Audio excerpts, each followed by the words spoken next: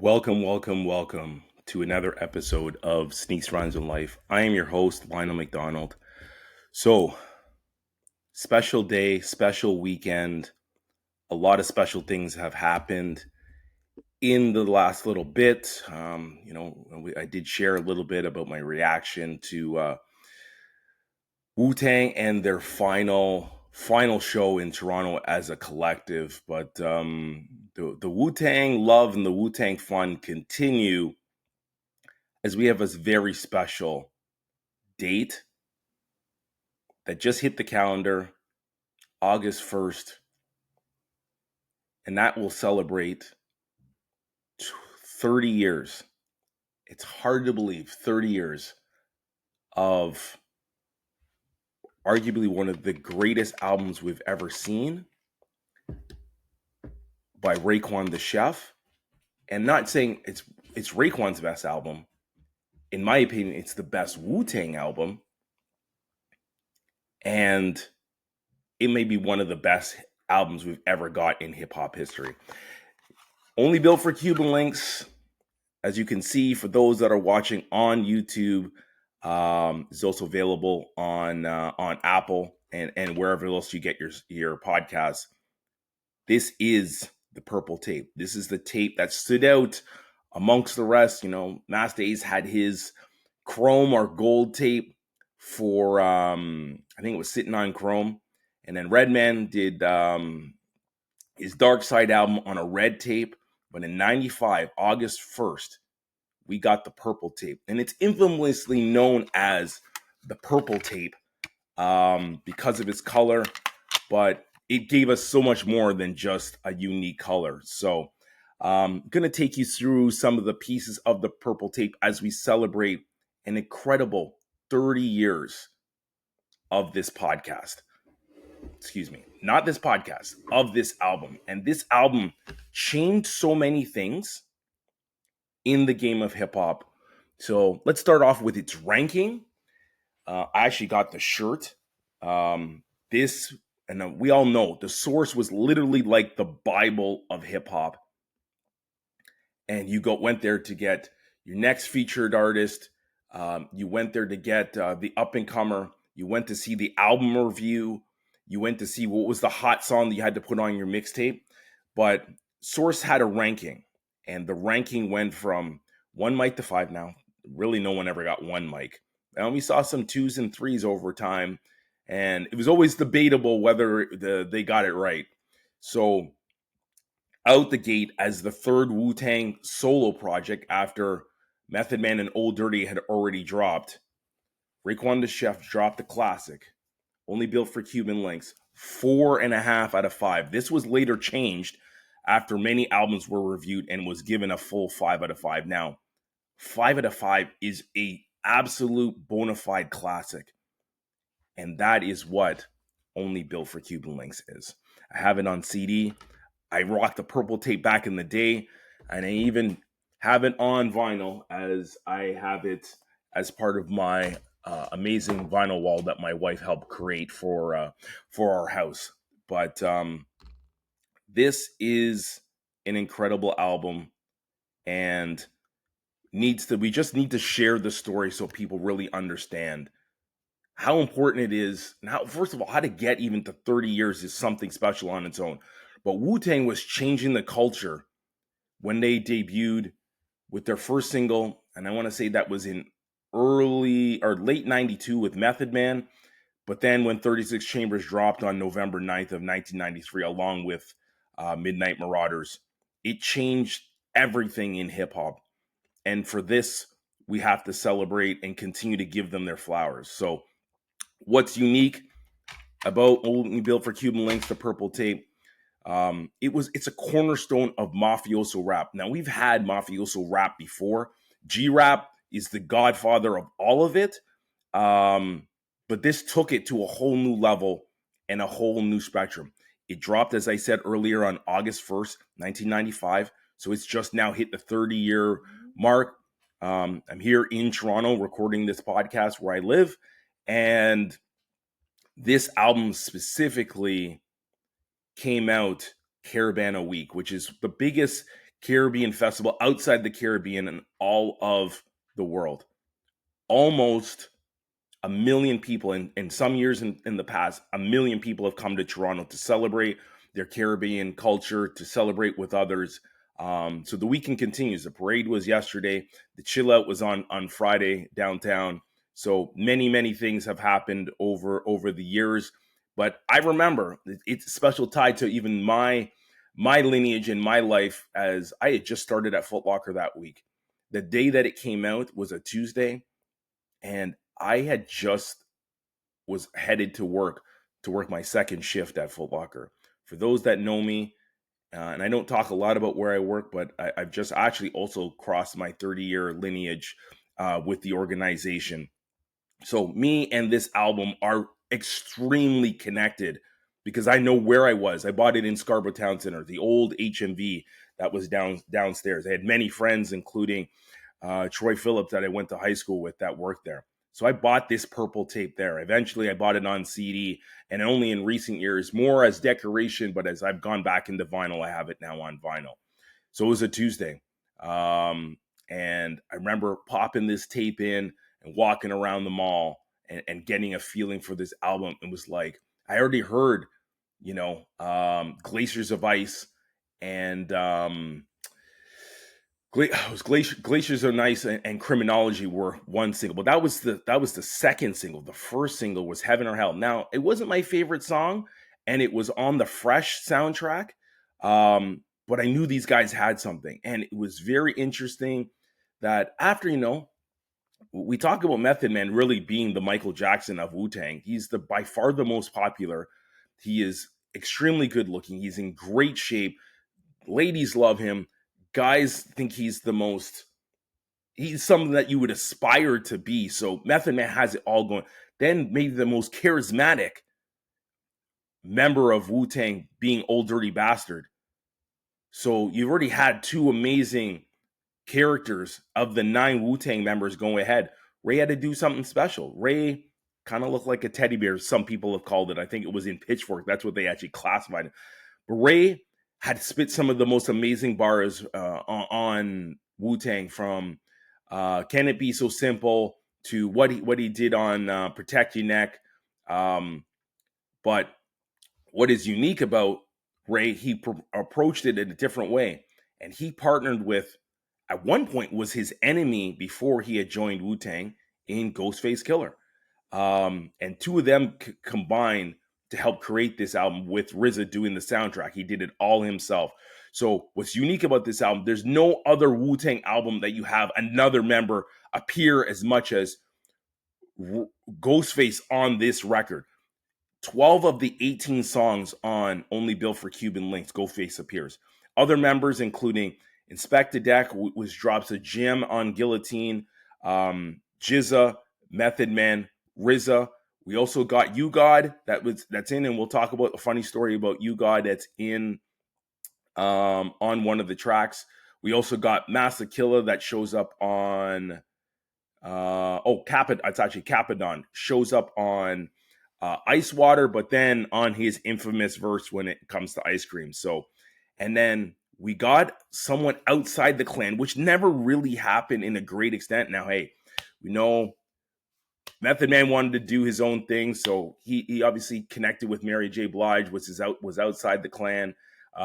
He also, just jumped in the booth and worked with Method Man, or worked with Notorious B.I.G., aka Biggie Smalls. So that was a unique thing. But we had someone, and Raekwon has obviously had a great connection with many people in the hip hop community, but he has a brotherhood like no other. Outside his brother, in Wu, in Ghostface, but he has a brotherhood with Mobb Deep, and this is why only 3 months earlier he appears on Eye for an Eye, which is on the Infamous album. And again, so like literally, I'm playing the Infamous album all spring until we get to August 1st, and then I flip into Cuban Links, and Cuban Links literally takes me through the whole summer. But he has mad love for Havoc and Prodigy. Rest in peace to Prodigy. But he also has an incredible connection with Nas. So Nas is the only artist that appears on Only Built for Cuban Links. that is not in Wu Tang. And on the track that he appears with Ghostface, Nas drops some of those incredible bars on Verbal Intercourse. It may be the best 16 that we get on the entire album, and there are so many good ones, but we now talk about this verse that Nas has done. This is maybe top 5 verse that Nas has ever spit. This is a top 5 verse maybe that anyone has ever heard, and he takes it to an entire new level. We had already gotten the classic 5 mic album in Illmatic after being on a couple tracks, including Live at the Barbecue and Back to the Grill Again with MC Search. And Live at the Barbecue was a guest shot that he did, and he spoke his debut bars on a track with Large Professor from Main Source. So there is so many things that now you have Nas in this stratosphere of hip hop at a very young age. Like, he wrote this as a teenager. Now he is on Only Built for Cuban Links, and he drops a gem of a 16 on Verbal Intercourse. So pretty amazing that we get this special verse, and it is one for the ages. When you put a guy on, you hope he gives you your best and he elevates your album. He helped take this album to a whole nother stratosphere. So the sound, again, all done by RZA, done in his basement, no engineer, no mastering done by anyone else. It was a RZA project only. Again, it was a blueprint of mafioso rap, the narratives, the crime stories, and we'll get into it a little bit. The slang that comes from this album, and I've catch myself so many times as I've been thinking about this album over the last few weeks, few months. I say so many things and so many isms, and I will tell you, in terms of interludes, there is no better album in the history of hip hop when it comes to interlude. We get Shark Niggas, and Ghostface talks about, and I was going to get into it earlier, but we'll talk about it now. Talks about people biting and stealing people's style, and you need to let people shine and do their own thing, and you need to be original. He's talking about Biggie because he bit Nas's album cover. He clearly says that without calling out Biggie's name, and there was a beef for a while between Biggie and Wu Tang. And then we also we get, and it is with the background interlude of a St. Ides commercial that Wu Tang was a part of. That is the music, and it literally took me 20 years to figure out what this track is. And You God has some of his best bars on this particular track, because you can hear it in the back. But we hear the introduction of Wallabies and fashion, and this is why Cuban Links is so impactful. Ghostface specifically talks about Wallabies and how he says we got the cream joints, right? And then we also got the blue one. But what if we take the blue one and put a little cream on top? You know what I'm saying? We got a little blue and cream. Ghostface was on a whole nother level when we talking about fashion. We talk about the South Beach jacket that Raekwon wore is still one of the most iconic fashion pieces from the 1990s. We've gone through so many things with this group. They had to make a shoe. I think Saucony made the shoe that tied back into this iconic South Beach jacket. So these guys were on a total nother level when we talk about it. Again, this album is known as the Purple Tape because the tape is purple. It is unique and a special branding. When you think about, for those that have grown up in this digital era, or you grew up in the CD era, which is literally where we were, but this was also put on tape. This Purple Tape was unique and special. Like I said, with Master Ace and Redman, when you had tapes, and I'm looking at my tapes over to my left at like 10 o'clock, tapes were black, tapes were white when they were produced by a record company, and then mixtapes, for the most part, when you would dub a tape, those tapes were essentially like clear. Sometimes they were a slightly different, but there was no purple tape. So if you wanted to find the purple tape, you wanted to find something, this was kind of the marketing ploy. So like, people were not thinking about this before, but this is why Ray did this joint as the Purple Tape. And I think there was only like 10,000 copies. I've seen it at Raekwon store. I did a vlog earlier this week, so go check it out on YouTube. Part of it is also on Instagram. But I also did a vlog, and they have a special edition, and I might need it for my collection, but a special edition case for the purple tape. You can buy the whole thing as a set. Special piece if you are a diehard Wu-Tang fan like me. So think about this album.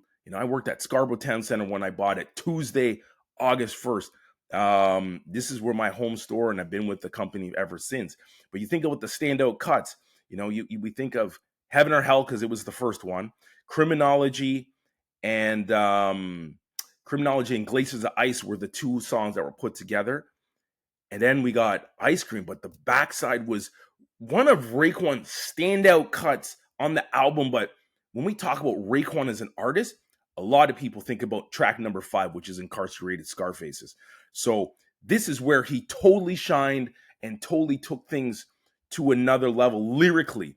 And again, this is a cut that was made. It was one of the very last songs that was made on the album. And the song, funny story, I was going to share it later, but it's coming out now. Funny story. The song was actually, the beat was made for GZA and what eventually would have become Liquid Swords. But when Raekwon heard it, Raekwon wanted it.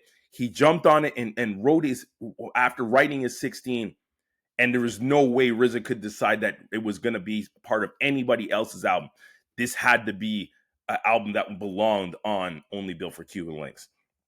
So, we already mentioned it earlier, but we got Nas's gem of a guest verse on Verbal Intercourse. So the legacy of this album, this alongside Cuban Links, alongside many other of the great the infamous Ready to Die, Illmatic, of course. Then we think of what Tribe did with the Low End Theory and obviously Midnight Marauders.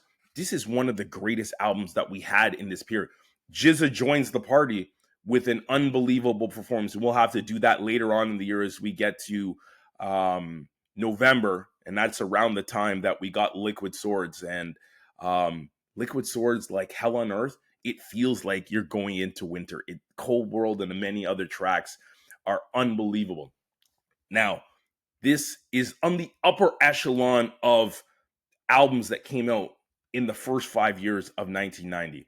We got some great albums. DMX, Dark, and it's Hell is Hot are just some of the other ones that we got as we went down the road. We also got Wu-Tang Forever, which was their album. The double LP, which is the sequel or the second album, the follow-up to Enter the 36 Chambers. So you think about it. We also got with Cuban Links 2 that came out in 2009.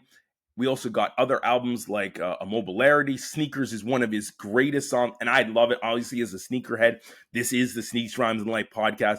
That song fits in so well and is a lineage of so many things we do. One of my favorite artists and my favorite Wu-Tang member, tying back to the world of sneakers because he's a 8.5 and a diehard sneakerhead. So I mentioned it earlier, slang. There were so many pieces of slang that came out in this album, but in addition to Ghostface's debut album that came out in 96, which was Iron Man, and then obviously spilled into Supreme Clientele. There are so many pieces, so many words, phrases, how they talked. Wu-Tang was just on another level in creating culture. And this is why Wu-Tang has some of the best following of any. Like this is like the Coldplay or Guns N' Roses of our generation. This is like the Beatles of hip hop. 9 members, all different styles, all unique personalities, but come together that have a cult following in hip hop like no one. Run DMC doesn't have a following like this. LL doesn't have a following like this. People love Kane. People love Rakim. People love KRS-One. I love all of those guys, but no group has a following, and it's really a super group. And the strategy that RZA had is literally second to none, and how he was able to architect 9 personalities to be in one group. and then how it then spawned into all of these solo records. These solo records may not have hit, and RZA even says it himself. He believes Jizza's the best artist, and he gave so many of the other members style. Words of the Genius, which I think I have in my CD case over there, was the first album, not affiliated with Wu Tang. Then we got 36 Chambers, and that led to Gravediggers and Bobby Digital for RZA. We obviously got Only Cuban Links for Raekwon. We got Tikal for Meth. We got Iron Man Supreme Clientele for Ghost. We got Uncontrollable Substances for Inspector Deck. We got Liquid Swords, Ollie for Jizza. Return to the 36 Chambers for the late ODB. Rest in peace and your soul and your family. All the blessings. But yeah, it spawned into so many different things. And I could go down the list because they didn't get to all the members. But the reality is, this is the masterpiece. When we talk about albums and we talk about pieces, this may be the best Wu-Tang project, but I'm going to give you a ranking from my opinion. So, hey, upon its release, this hit the Billboard 200. I think it was number 4 when it debuted, so that's pretty impressive. And number 2 on the rap R&B list. October 2nd, so only 4 months later. Take that back. 2 months later, this album went gold. I saw the plaque. It is in the Purple Factory that is on 611 Dundas Street, where it's a cultural hub, and we'll get to that as I talked about in my vlog. But this album went gold. It is also noted that I didn't even know until doing some research that February 24th, right before the pandemic in 2020, it was officially announced that Cuban Links had gone platinum. I don't even know if they have their platinum plaque up in the store. But the album has gone platinum. It's sold now, to date, 1.1 million records in the United States alone. So salute to Ray and Ghost and RZA for the architect of this project. So this obviously spawned a lot of things beyond that. So think about Reasonable Doubt. Reasonable Doubt clearly was impacted in Jay-Z because of the style of mafioso rap that they brought to the game. People love Jay-Z. People love Reasonable Doubt. And some people think it's his best record, but it was heavily influenced by Only Built for Cuban Links. Biggie's Ready to Die. And we talk about Biggie biting Nas's album cover. We definitely feel a whole new style, a street style that he didn't totally leave. It's part of the double album, which is Life After Death, but you can feel the Ray and Ghost influence that is within that double LP. So also think about even Nas. Nas was influenced, and I said it like Ghostface from Shark Niggas. So think about Nas and Street Dreams and many of the songs that came out on. Some people say it's his best album. I still think it's Illmatic. But on It Was Written, Street Dreams, amongst other songs, has the whole mafioso flair. Like, look at even the video. And why did this happen? This is all the influence of Only Built for Cuban Links. So Rolling Stone, amongst others, if you revere hip-hop albums, there's no one that won't tell you that this is not one of the greatest hip-hop records, period. And the way that it was done, it is like a movie. Some people even say segments of different movies. So like I mentioned the You God, I'll give you the You God story. So You God is playing a character in the song of Knowledge God. It was a third track. And by the end of it, You God dies. And it's so interesting then later on, You God is not on the album. Why does he die essentially? You God is on his way to prison. Like he literally is going to prison in the upcoming days. So he's on it, but then ultimately Capadon takes over his spot on the record and ends up on Ice Cream along with Ice Water. So pretty amazing. So originally this album was to be done. They wanted to do it in Barbados, hence why I think Criminology, he says, cooling them in Barbados, because they wanted to do the album in Barbados. But due to a variety of different factors, this ultimately gets recorded in RZA's basement. and no engineer, no assistant, as I mentioned. They just cut to the chase, and RZA cooks. Honestly, I think it's RZA's best produced album. It's better than 36 Chambers in terms of my production. Now, I think 36 Chambers obviously is the godfather of everything that we got from Wu Tang. But the way that they were able to take on this mafioso story and movie essentially, and how they created it, everything just fits together like a puzzle. And it literally took, I want to say, 3.5 years they'd been working on this project.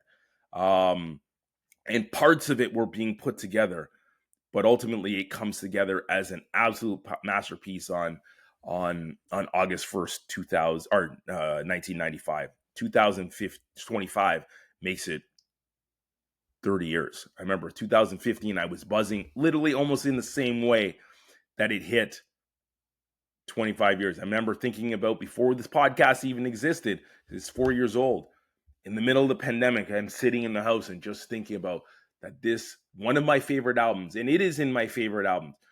It is a top 5 album for me in my collection. Nas' Illmatic.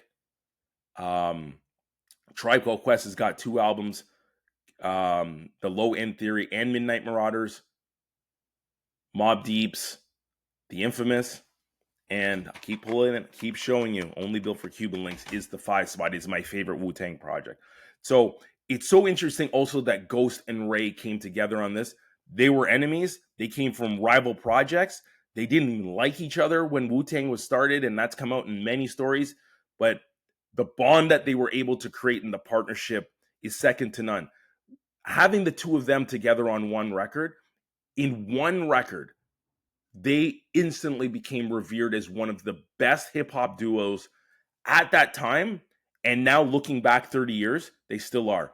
They are in the world, in the realm of Havoc and Prodigy, in the realm of Parrish and Eric Sermon as part of EPMD, as a duo on the mic, Fife and Q-Tip, and many other duos, Nice and Smooth. Like, they are in the upper echelon. Eventually, we got Red and Meth, which is maybe the modern day, or at least the back end of the golden era duo, and you always think them together. You know, we've gotten Styles P and Jada, although it's really hard to exclude Sheik Luch, because they're really a trio. But there is so many amazing duos that are out there, but this is definitely one of the very top duos that we've ever got in the history of hip hop. So one of the architect is RZA, but one of the pieces that RZA uses is a whole lot of kung fu samples, and particularly from one movie, John Woo and his movie, I want to say it's The Killer, but specifically it shows up a lot in the song Wu Gambinos. And one of those things that he used so many samples, and John Woo actually had a conversation with RZA, and RZA was worried that John Woo was going to come and look for money. Actually, John Woo was so honored. He says, you changed my career and changed the trajectory of that movie by putting it on the album. So many blessings. You know, samples is a very hard thing, and sometimes it's impossible to get samples clear. Like, even Nas was able to spit on a rendition, or, Large Professor spinning the song Human Nature, that end up becoming It Ain't Hard to Tell. But the only reason that Michael Jackson let it happen was specifically so long as Nas didn't curse and tarnish the legacy of that song. And then he had to really come with it. And obviously we know It Ain't Hard to Tell is one of Nas's best albums. So the other thing, and this is the beginning of this particular piece with the Wu Gambinos, this was also the birth of all of the aliases for Wu-Tang. So let me kind of start breaking them down. We got Deck as Rolly Fingers because Deck always rolled crazy blunts. Rolly Fingers was also like a baseball player, and I don't think it really tied with that, but that was kind of the name that kind of spawned out of that. We got Massa Killah as Noodles. Ghostface had an infinity with um, Iron Man, and that became his album. So it only worked and made so much sense that we had him as Tony Stark. Lou Diamonds, or Lex Diamonds, that eventually turned into, was one of the many aliases that Raekwon had. Jizza was Maximilian. Golden Arms was You God. Johnny Blaze, as we know, man, obviously Method is the most famous Wu Tang member because of his um, crossover to many different genres and areas outside just hardcore hip hop. You know, him being able to do a song with Mary J, him being on the show Power, and this is how some of the younger generation today know who Method Man is. He is the Michael Jackson of the Wu Tang Clan, but Johnny Blaze became his. And did he ever run with this moniker? Doesn't come out any better. And Johnny Blaze is tied to obviously the Marvel world. When he's on the motorcycle in the song Triumph, which is the essentially the debut single for Wu Tang Forever, he is riding a motorcycle and it looks like Johnny Blaze, the cartoon character. So amazing. So deck his rolly fingers amongst many other Wu Tang. Everyone's got one. So just amazing that this even like spawned into a whole nother thing, that we've literally carried this now for 28 years. All of these Wu-Tang second names or aliases. So let me break it down to you. So we talked about this, and I've kind of hinted that this is my favorite album. But let me give you my top 5 Wu-Tang albums. So number 5 is Wu-Tang Forever, the double LP, and it's very hard to pull off a double LP. And there's many songs that I like, but if you let it run for straight, it is an absolute bona fide classic. Should be revered as a 5 mic album. I think it only got 4 or 4.5. But to me, it's a 5 mic album. Very tough to pull off a double LP, and I think really Pac, Biggie, and Wu-Tang are the only ones that have pulled it off in the highest regard. Others have done it, including Nas, but I don't think they've ever done it to the level of Wu-Tang Forever. Number 4 is Supreme Clientele, and arguably this could be higher, but this is Ghost's best project. This is not my first love with Ghost. It's definitely Iron Man, but Supreme Clientele has grown on me over the years, and the more that I've listened to it, the more amazing that I think it is. Number 3 is Enter the Wu-Tang 36 Chambers. Now, someone's like, how is that not number 1? Yes, it is the godfather of everything, but I think some of the solo projects have now superseded it in terms of it being one complete story and how all the songs fit together. Number 2 easily could be number 1. That is Liquid Swords. Jizza's not debut, but second album, because he had Words of the Genius that he had before Wu-Tang became a thing. And then obviously the purple tape, is the number 1 ranked album that I have. So that's my take on it. Now, hey, you know, we think about these Wu-Tang members and what are they doing?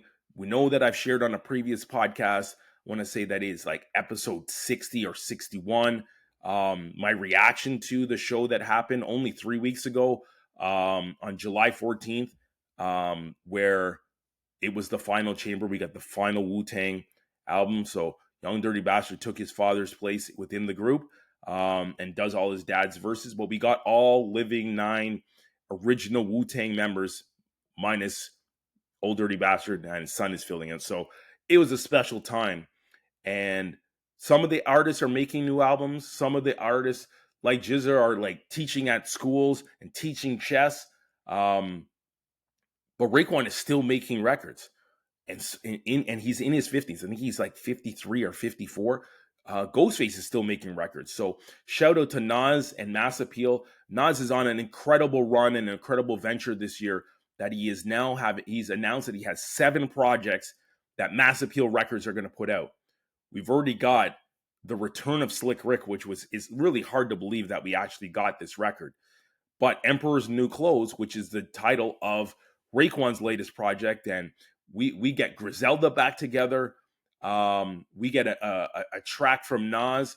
Obviously, Ghostface has to appear along with RZA, so pretty amazing that we still have Raekwon albums that still matter. So you haven't listened to Emperor's New Clothes. You definitely need to take it in. And it's a hot summer. Like, we didn't know we were getting this summer. But the Clips album may be the album of the entire summer. We've just gotten, that's my dog in the background. We've just got now Alfredo 2, so I'm still deep into that one. Obviously now Cuban Links come back on the anniversary, so that is heavy in the rotation as well. But Nas also has some other projects. It's already been announced. I want to say it's the 22nd of 22nd of August, only like 3 weeks from now. We are getting Supreme Clientele 2. So Ghostface's follow-up to Supreme Clientele 1. In addition, we are also getting a De La Soul album. In addition, Alchemist is working on something with Erykah Badu, but Alchemist has already said it's all done. We're getting, it's completed. And part of this 7 album set, we're getting, with some Lost Verses from Prodigy, we're getting a new Mobb Deep record. Unbelievable. We're also, now that De La Soul has gotten their masters and the catalog and everything that's back, and they've had some incredible music they've created, but some incredible struggles in fighting for their rights and their catalog. We're getting a new De La record that's coming out on Mass Appeal. And then obviously we still have that record, and I'll say it in a second, but not to be missed, we have some extra verses that have been lost. So we are now getting a new Big L record. I think between Big L and Slick Rick, I don't know which one is the bigger surprise. I could see there would be another Mobb Deep record. There easily could be, or something to the effect. I'm sure Big Noid is going to be on it, but the reality is to have a new record by, and we've had some records that after since Big L has passed, but we're getting a new big record, so it should sound incredibly special. And I'm sure we'll get a variety of different producers that will be a part of it. Big Picture was done, or at least put together or finished after it passed. Big Picture is, in my opinion, it's better than the lifestyle of the poor and dangerous. I absolutely love that record and what is everything that is Big L. But as I was trying to hold out, we are getting the Nas and Primo album. We've been talking about this album for almost 20 years, and we're finally going to get it. So yeah, pretty amazing on multiple fronts that we're getting all of these records. So if you haven't checked out The Emperor's New Clothes, highly recommend that you go in and get that. So mentioned the singles already. So again, Heaven or Hell, this came out in 94, so a year before the album Cuban Links dropped. Was on the Fresh soundtrack, so go check out the Fresh. That's the era. We used to get some amazing soundtracks. From How High to Juice to Fresh to Crooklyn, that was done in a different way, but we got Crooklyn Dodgers 1, which turned into Crooklyn Dodgers 2, New Jersey Drive, Friday. Like, when a movie came out, particularly a black movie, the soundtracks were absolutely incredible. So we then got Criminology with Glaciers of Ice, and then we got Ice Cream, which featured Capadon and Meth, along with Ghost, and Incarcerated Scarfaces with the song on the back. Again, it was the B-side. It was the most radio-friendly single, and it made so much sense that we put Incarcerated Scar, because this put Raekwon, if you didn't think Raekwon could really rap on his own, Incarcerated Scarface put Raekwon in an upper echelon of lyricism, because he absolutely goes off on his track. It is one of my 5 favorite Wu Tang songs that I've ever heard. And it is, Ice Cream is one of the most recognizable songs and maybe the most recognizable single. But we talk about B-sides. Incarcerated Scarface is maybe the best B-side that we've ever heard. So again, we think about the ratings. The Source gave it 4.5 mics, as I showed on my shirt. 4.5. Eventually, it was changed to 5, along with The Infamous and some other records, like Reasonable Doubt. Weekly Entertainment gave it an A-. Spin only gave it an 8 out of 10, so I think they totally missed the mark. But Only Built for Cuban Links is one of those special albums, and Raekwon is always, and this is a quote here that I got from Nicholas Pulenhoff. who is a writer for the source at the time, and I think he probably helped write the review. Raekwon has always brought his own special flair to a Wu cipher. He sprays out lyrics like gunfire, forming vivid tales. What is truly sets Cuban Links apart is the sheer abundance of well-written, complex rhymes. Also, Pulinhoff praises RZA for an incredible job in the production, as I shared earlier. You know, we talk about G-Rap being the founding father, but literally we're talking about a relay race. Ray took the baton from G-Rap and ran with it the way G-Rap would have wanted to be done. The singles was the right songs to propel the album forward. And if we look at the album, and this along with Liquid Swords are the two best Wu projects. Throw in Supreme Clientele, but again, the slang and everything that went along with it is amazing. So let's break the album down, because I will share something, my personal opinion about this album. So Strive for Perfection, again, an incredible interlude to start. And it's really what it sets the precedent of what they're trying. They're trying to make a perfect album. This is like the mindset of RZA with 36 Chambers, or Q-Tip with Midnight Marauders. Didn't want to release it because it wanted it to be perfect. So, and these guys talk about in this interlude that they literally do not want to keep rapping if this does not work.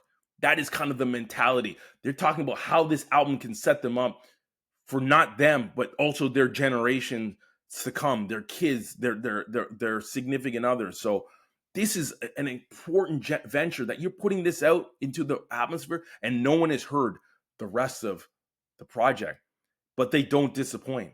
They come through in flying colors. So we get Knuckleheads, which features U-God, and U-God, this is some of U-God's best work. And again, shortly after this is put together, this 16 is dropped by U-God. U-God goes to prison. So then we get Knowledge God, and Knowledge God is the start of really, it feels like a whole jump forward with this movie. You definitely get it with Knuckleheads, but then Knowledge God takes you now on a run. And when I will go back and talk about it in a little bit, in a little deeper, but Criminology, after Knowledge God, then followed by Incarcerated Scarfaces, Rainy Days, which we get the debut of Blue Raspberry, then Guillotine, and then Can It Be So Simple, the remix, maybe the best 6 songs that you'll ever hear. Definitely in the Clan, but also on any record. I'll put those 6 songs consecutively against any joint from any other MC, group, duo, you name it. That's how strongly I feel about this run that he goes on. Because it's like, oh my God. And if you look at how it lines up on tape, that is literally side 1. Side 1 on any tape, put this up against any other album. Song for song, bar for bar, production for production. It's right there. So really taking us through the another level with the Mafioso is the next 2 songs, which is Criminology and Incarcerated Scarfaces, where Raekwon totally shines. Then we get a change in a mood, and we really feel like you're in a rainstorm, and you're thinking about rainy days, and you're thinking about, you know, if this is a movie and a girl really being upset about what her man is going through, and are they going to have the life they want? So it's pretty amazing. Guillotine, cutthroat, hardcore song with Deck and Jizza, absolutely kill it. And then Can It Be So Simple? Like, a lot of times you don't want them to touch a song. You like it could have been on the Wu Tang record as a bonus cut, but it probably didn't fit, and it so fits this song. So it fits this album. Ray and Ghost, incredible bars that we get out of this. Now I talked about Shark Niggas and the talk about biting. So this is the second incredible interlude that we get. Then we finish off with Glaciers of Ice and then Verbal Intercourse. So like, as I'm showing you, this is Nas's incredible 16. Is one of the greatest hip hop verses and maybe the best guest shot that we've ever got. Then we go through Wisdom Body, Spot Rushers, And we got to stop at Spot Rushers for a second. As I've shared before, this is where Raekwon, again, as a solo artist. So again, we said like Ghostface is on almost every song, like 12 of 18. Raekwon does this one on his own, and with the guitar and strum that's in the background, absolutely rides the hell out of this beat. It's incredible. Then we get the most popular radio-friendly song and the video that everyone remembers from this album, which is Ice Cream, that features Ghostface and Kappa. Then we obviously go into the Gambinos. Heaven and Hell brings us home. The bonus track, and at times I don't think the bonus track needed to be there, but when you take in the whole album, it is a perfect ending to this entire project, it being called North Star. So we talk about Raekwon and establishing very unique rhyme styles and intricate, like the way that they connect and the stories he's telling. Like you can feel that even the influence that we had from what Nas had done previously on Illmatic.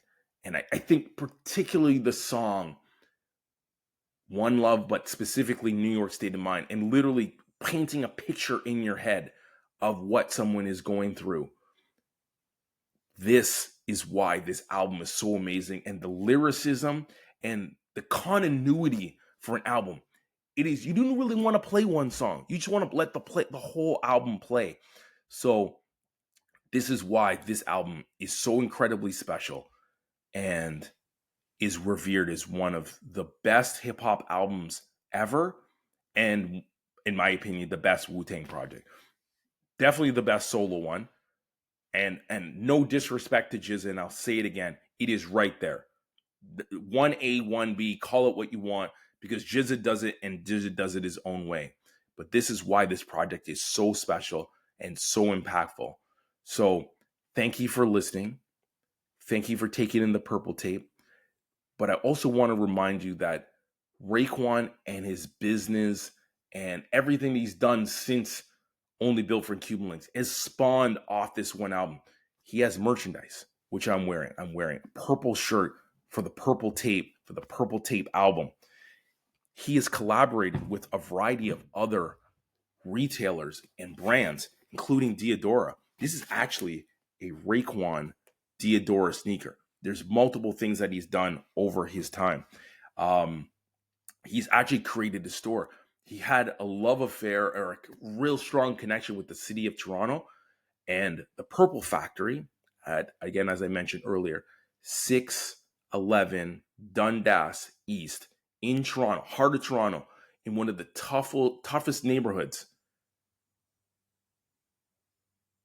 It is a community place that you can get your hair cut, you can buy merchandise, you can sit and talk and vibe and build. So what he's built is a collective hub. And it was amazing to see that even the city of Toronto has recognized that at CP24, the day of the Wu Tang concert, and the deputy mayor of Toronto came and had a special thing with Raekwon on the news live.